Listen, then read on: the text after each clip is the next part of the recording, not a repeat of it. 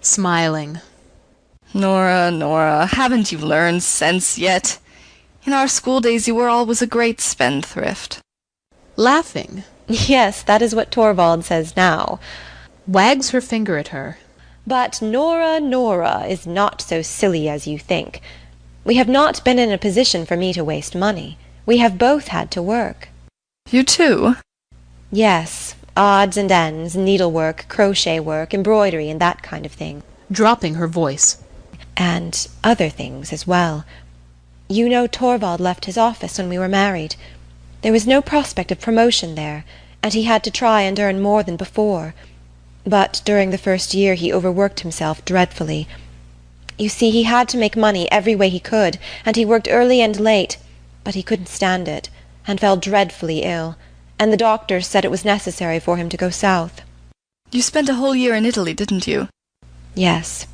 It was no easy matter to get away, I can tell you. It was just after Ivar was born, but naturally we had to go. It was a wonderfully beautiful journey, and it saved Torvald's life. But it cost a tremendous lot of money, Christine. So I should think. It cost about £250. That's a lot, isn't it? Yes, and in emergencies like that it is lucky to have the money. I ought to tell you that we had it from Papa. Oh, I see. It was just about that time that he died, wasn't it? Yes, and just think of it. I couldn't go and nurse him. I was expecting little Ivar's birth every day, and I had my poor sick Torvald to look after. My dear, kind father. I never saw him again, Christine. That was the saddest time I have known since our marriage. I know how fond you were of him. And then you went off to Italy. Yes. You see, we had money then, and the doctors insisted on our going, so we started a month later. And your husband came back quite well? As sound as a bell. But the doctor? What doctor? I thought your maid said the gentleman who arrived here just as I did was the doctor. Oh, yes, that was Dr. Rank, but he doesn't come here professionally. He is our greatest friend, and comes in at least once every day. No, Torvald has not had an hour's illness since then, and our children are strong and healthy, and so am I. Jumps up and claps her hands. Oh, Christine, Christine, it's good to be alive and happy. Oh, but how horrid of me. I'm talking of nothing but my own affairs. Sits on a stool near her and rests her arms on her knees. You mustn't be angry with me. Tell me, is it really true that you did not love your husband? Why did you marry him? My mother was alive then and was bedridden and helpless, and I had to provide for my two younger brothers. So I did not think I was justified in refusing his offer. No, perhaps you were quite right. He was rich at that time, then? I believe he was quite well off. But his business was a precarious one, and when he died it all went to pieces and there was nothing left. And then? Well, I had to turn my hand to anything I could find. First a small shop, then a small school, and so on. The last 3 years have seemed like one long working day, with no rest. Now it is at an end, Nora. My poor mother needs me no more, for she is gone. And the boys do not need me either. They have got situations and can shift for themselves. What a relief you must feel if... No, indeed. I only feel my life unspeakably empty. No one to live for any more. Gets up restlessly. That is why I could not stand the life in my little backwater any longer. I hope it may be easier here to find something which will busy me and occupy my thoughts. If only I could have the good luck to get some regular work, office work of some kind. But, Christine, that is so frightfully tiring, and you look tired out now. You had far better go away to some watering place. Walking to the window. I have no father to give me money for a journey, Nora. Rising. Oh, don't be angry with me. Going up to her. It is you that must not be angry with me, dear. The worst of a position like mine is that it makes one so bitter. No one to work for, and yet obliged to be always on the lookout for chances. One must live, and so one becomes selfish. When you told me of the happy turn your fortunes have taken, you will hardly believe it. I was delighted not so much on your account as on my own. How do you mean? Oh, I understand. You mean that perhaps Torvald could get you something to do. Yes, that was what I was thinking of. Ah, he must, Christine. Just leave it to me. I will broach the subject very cleverly. I will think of something that will please him very much. It will make me so happy to be of some use to you. How kind you are, Nora, to be so anxious to help me. It is doubly kind in you, for you know so little of the burdens and troubles of life. I know so little of them? Smiling. My dear, small household cares and that sort of thing. You are a child, Nora. Tosses her head and crosses the stage. You ought not to be so superior. No? You are just like the others. They all think that I am incapable of anything really serious. Come, come. That I have gone through nothing in this world of cares. But, my dear Nora, you have just told me all your troubles. Pooh! Those were trifles. Lowering her voice. I have not told you the important thing. The important thing? What do you mean? You look down upon me altogether, Christine, but you ought not to. You are proud, aren't you, of having worked so hard and so long for your mother? Indeed, I don't look down on anyone.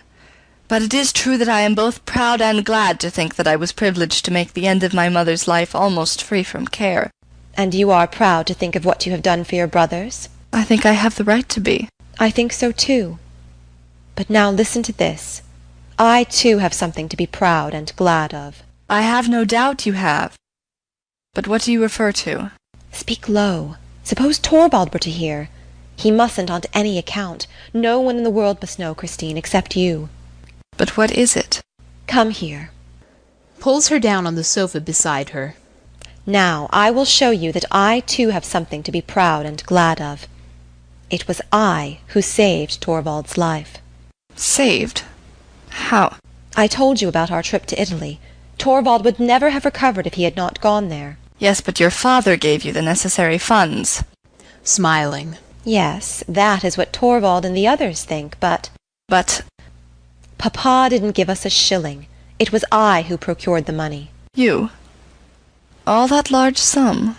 £250. What do you think of that? But, Nora, how could you possibly do it? Did you win a prize in the lottery? Contemptuously. In the lottery? There would have been no credit in that. But where did you get it from, then? Humming and smiling with an air of mystery. Ah. Because you couldn't have borrowed it. Couldn't I? Why not? No, a wife cannot borrow without her husband's consent. Tossing her head. Oh, if it is a wife who has any head for business, a wife who has the wit to be a little bit clever. I don't understand at all, Nora. There is no need you should. I never said I had borrowed the money. I may have got it some other way. Lies back on the sofa. Perhaps I got it from some other admirer, when anyone is as attractive as I am. You are a mad creature. Now, you know you're full of curiosity, Christine. Listen to me, Nora, dear. Haven't you been a little bit imprudent? Sits up straight. Is it imprudent to save your husband's life? It seems to me imprudent without his knowledge to... But it was absolutely necessary that he should not know. My goodness, can't you understand that? It was necessary he should have no idea what a dangerous condition he was in. It was to me that the doctors came and said that his life was in danger, and that the only thing to save him was to live in the South. Do you suppose I didn't try, first of all, to get what I wanted as if it were for myself? I told him how much I should love to travel abroad like other young wives. I tried tears and entreaties with him. I told him that he ought to remember the condition I was in, and that he ought to be kind and indulgent to me. I even hinted that he might raise a loan. That nearly made him angry, Christine. He said I was thoughtless, and that it was his duty as my husband not to indulge me in my whims and caprices, as I believe he called them. Very well, I thought. You must be saved. And that was how I came to devise a way out of the difficulty. And did your husband never get to know from your father that the money had not come from him? No, never. Papa died just at that time. I had meant to let him into the secret and beg him never to reveal it, but he was so ill then. Alas, there was never any need to tell him. And since then you have never told your secret to your husband? Good heavens, no! How could you think so? A man who has such strong opinions about these things. And besides, how painful and humiliating it would be for Torvald, with his manly independence, to know that he owed me anything. It would upset our mutual relations altogether. Our beautiful, happy home would be no longer what it is now. Do you mean never to tell him about it?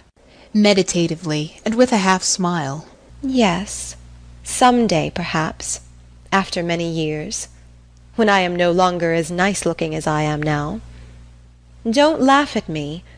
I mean, of course, when Torvald is no longer as devoted to me as he is now, when my dancing and dressing up and reciting have palled on him. Then it may be a good thing to have something in reserve. Breaking off. Oh, what nonsense! That time will never come. Now what do you think of my great secret, Christine? Do you still think I am of no use? I can tell you, too, that this affair has caused me a lot of worry. It has been by no means easy for me to meet my engagements punctually. I may tell you that there is something that is called, in business, quarterly interest, and another thing called payment in installments, and it is always so dreadfully difficult to manage them. I have had to save a little here and there, where I could, you understand. I have not been able to put aside much from my housekeeping money, for Torvald must have a good table. I couldn't let my children be shabbily dressed. I have felt obliged to use up all he gave me for them, the sweet little darlings. So it has all had to come out of your own necessaries of life, poor Nora. Of course. Besides, I was the one responsible for it. Whenever Torvald has given me money for new dresses and such things, I have never spent more than half of it. I have always bought the simplest and cheapest things. Thank heaven, any clothes look well on me, and so Torvald has never noticed it. But it was often very hard on me, Christine, because it is delightful to be really well dressed, isn't it? Quite so. Well, then I have found other ways of earning money. Last winter I was lucky enough to get a lot of copying to do, so I locked myself up and sat writing every evening until quite late at night. Many a time I was desperately tired, but all the same it was a tremendous pleasure to sit there working and earning money. It was like being a man. How much have you been able to pay off in that way? I can't tell you exactly. You see, it is very difficult to keep an account of a business matter of that kind. I only know that I have paid every penny that I could scrape together. Many a time I was at my wit's end. Smiles. Then I used to sit here and imagine that a rich old gentleman had fallen in love with me. What? Who was it? Be quiet!